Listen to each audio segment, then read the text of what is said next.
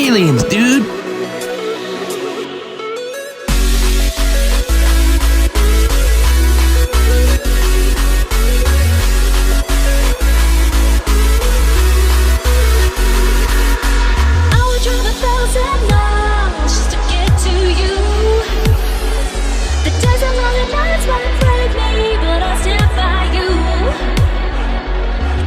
Welcome to Limitless and the San Francisco Bay Area. In our last episode, we discussed the Drake equation about the number of civilizations in our galaxy. 1 billion planets on which civilizations have arisen at least once. We talked about Hubble, and we looked at the Ultra Deep Field image containing up to 10,000 galaxies, all of which contain hundreds of billions of stars. More stars than all of the grains of sand on the Earth. But no one had ever seen a planet around any of those stars. That was until Michel Mayor and Didier Queloz.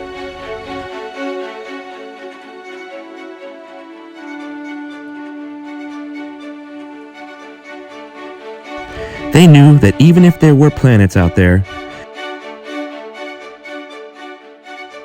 that they would be lost in the brilliance of their star. Imagine that hammer is the planet, and the athlete the star. The chain between them, their gravitational bond. The star pulls hard on the planet, but it's not all one way. The planet also pulls on the star. With every revolution, it's pulling it a little off balance. Using a spectrograph, this wobble effect can be detected by observing changes in the color of the light emitted by the star.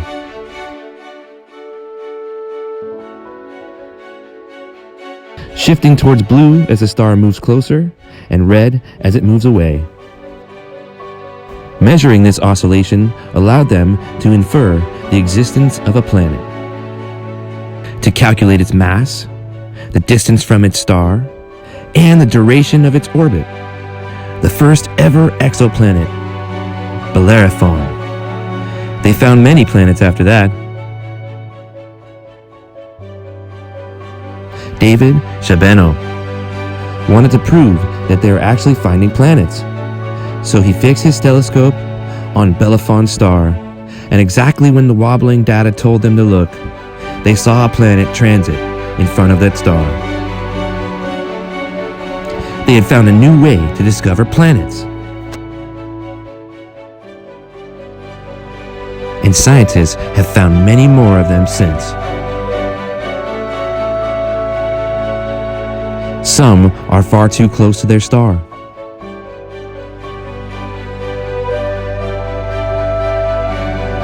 Others are orbiting neutron stars.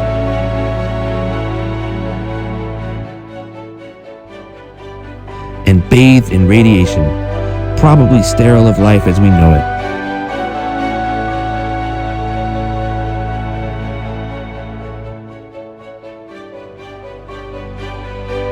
The sky probably looks something like this.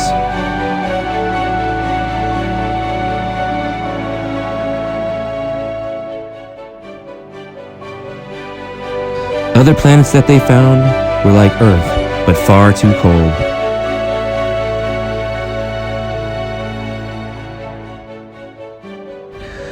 But lately, they've been finding planets much more like Earth.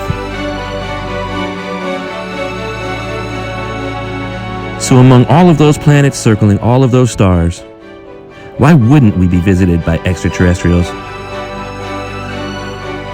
Is something really out there? 3 more U.S. senators received a classified briefing about UFOs at the Pentagon, or in current lingo, unidentified aerial phenomena. You may have heard that pilots and other military personnel have been reporting these kinds of sightings for years.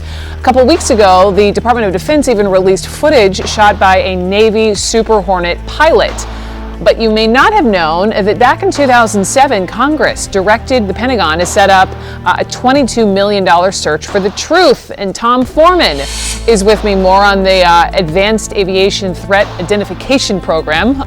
So Tom, talk to me about these senators getting the classified briefings on UFOs. Yeah, well, here's the interesting thing. It's easy to laugh at this, easy to think it's silly or it's just a bunch of hokum out there. But Senator Mark Warner, who is the vice chair of the Intelligence Committee, said, look, I think it's important. He told us just this afternoon, I think it's important that the military is taking this more seriously now than they did in the past. So what are they taking seriously? Those videos you were talking about relate to a couple of different sightings we're talking about. In 2004, there was one called the Tic Tac sighting. They called it that because they said it looked like a Tic Tac flying out there very close to the water on the West Coast. And then more recently, there were some out on the East Coast that people were talking about, 2014, 2015, where these pilots were describing seeing these things up to 30,000 feet in the air, flying at extraordinary speeds, hypersonic, well over the speed of sound, changing direction in the most astonishing ways, and seemingly defying the laws of physics. Listen to what one of these pilots had to say. No distinct wings, no distinct tail, no distinct exhaust. It seemed like they were aware of our presence because they would actively move around us. So that's what has everyone excited here. These reports, the release of these videos, and you mentioned the program. That was originally started by Senator Harry Reid because they said, look, we just need to know what's going on. It only lasted about 5 years. It's been shut down for a number of years. And they said they really didn't find anything. But Brooke, you know, the obvious question here is there something out there? Not necessarily extraterrestrial, but is there something else? Some kind of drone, some kind of secret technology, something that maybe we control, maybe we don't. So, yeah, maybe they'll get to the bottom of that. I know that in April, the Navy actually issued guidelines for pilots to report any sightings of the unidentified aerial phenomena. Are you surprised this kind of information is now getting out to the public? Well, I think it's been a long time in coming, Brooke. Well, I think our great pilots would know. And some of them really see things that are a little bit different than in the past. So we're going to see. There have been a lot of sightings from credible sources. Just before midnight on July 19, 1952, radar scopes in and around Washington, D.C. picked up a cluster of 5 to 10 unidentifiable targets. They flew above the White House and the Capitol building and many other restricted areas in a disorganized and unpredictable fashion. The objects could be visually confirmed as orbs of light. One pilot described them as white lights with no recognizable shape. On numerous occasions, the UFOs performed sharp 90-degree turns. 2 jet fighters were dispatched to intercept the UFOs, but moments before they arrived, the objects accelerated to in excess of 10,000 kilometers per hour. When the jets returned to refuel, the UFOs returned. The Air Force held a press conference on July 29th. So-called flying saucers. The Air Force interest in this problem has been due to our feeling of an obligation to identify and analyze to the best of our ability anything in the air that may have the possibility of threat or menace to the United States. However, there have been a certain percentage of this volume of reports that have been made by credible observers of relatively incredible things. It is this group of observations that we now are attempting to resolve. We can say that the recent sightings are in no way connected with any secret development by any department of the United States. Will you get the door, kid? Let's get to Mount Tam.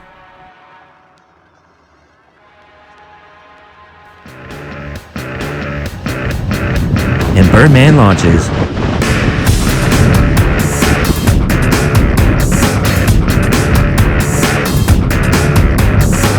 And Birdman's hunting some aliens, dude.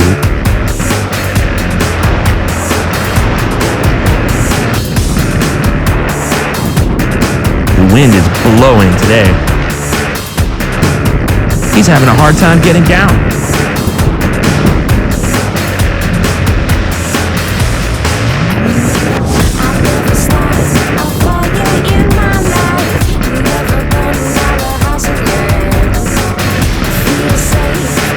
man.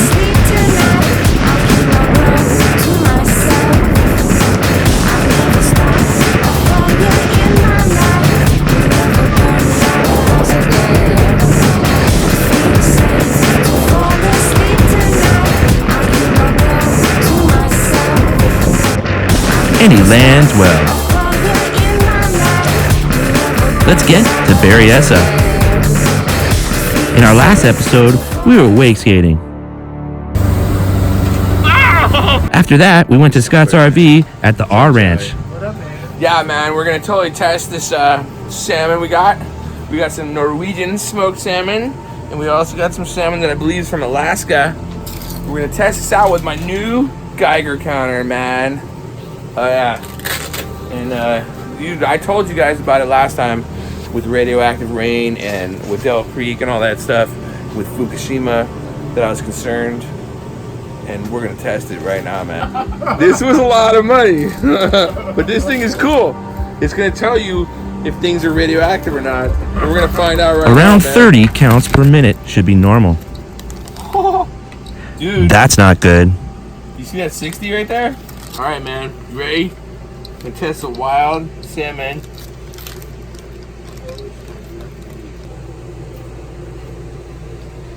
Dude, that one's fine. All right, that's good. Good news, guys. We can eat it. But this one concerns me. It says it's Norwegian. So let's ask Dr. Helen Caldecott. Well, you can see Sweden got a hell of a dose, and that's where they first picked up the radiation, and they said, what's going on? And Gorbachev and Russia didn't tell anyone for about 10 days. Norway, Finland, there are farms in England now whose lambs are so radioactive and full of cesium they can't be sold in the market. Wild boars running around Germany that are so radioactive they almost glow in the dark, and they have to be buried in radioactive waste facilities. Man, we gotta be better to this Earth. Oh well, let's go fly, man. And I go alien hunting. Let's go look for some aliens, man. The wind is perfect today. There goes John Simpson up there. Man, I can't stop thinking about these aliens.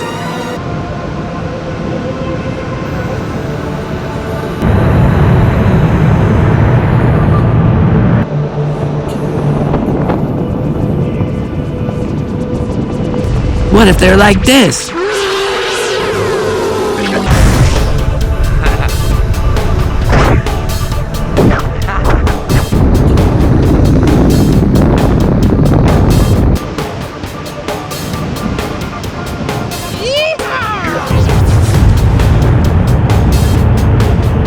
Dude, I wonder what those aliens want, man.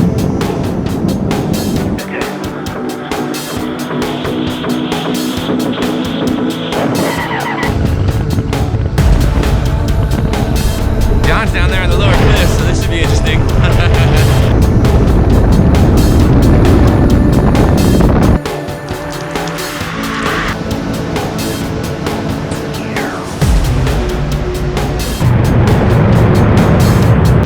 In the movies, most aliens aren't that cool, man.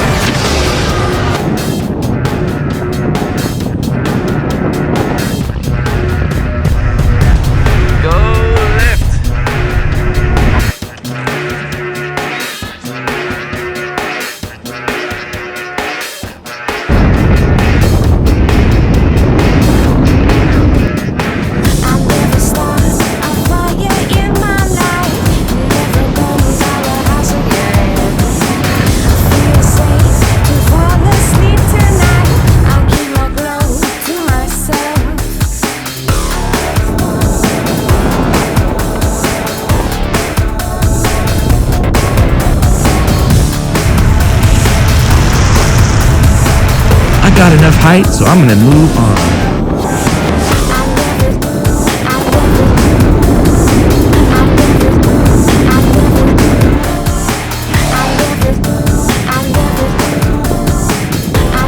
You must unlearn what you have learned.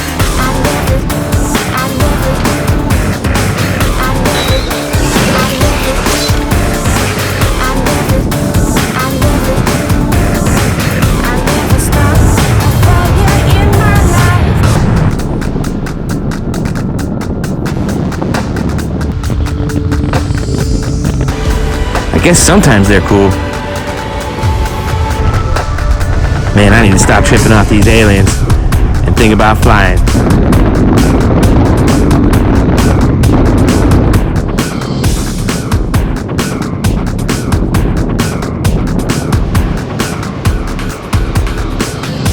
That's Muscle Rock's parking lot, man.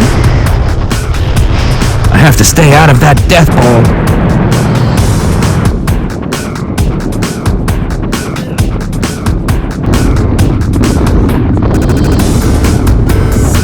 I'm a chicken shit. Turning around while I still can.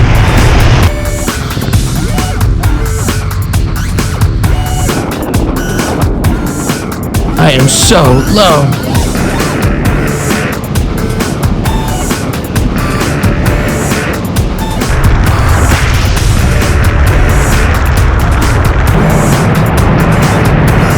I might have to land at Muscle Rock.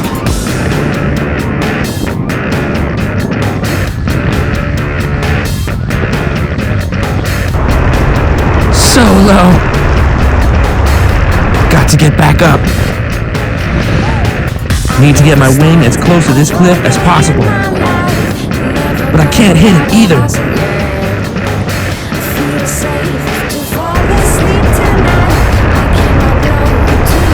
Yeah, I made it.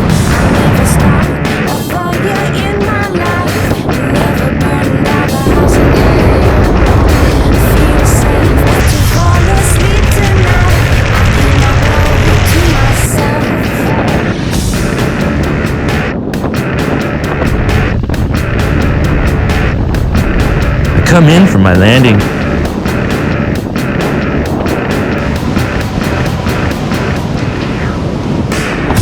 Oh no! I missed the down tube! Yeah! Never give up! See you later from the Milky Way area.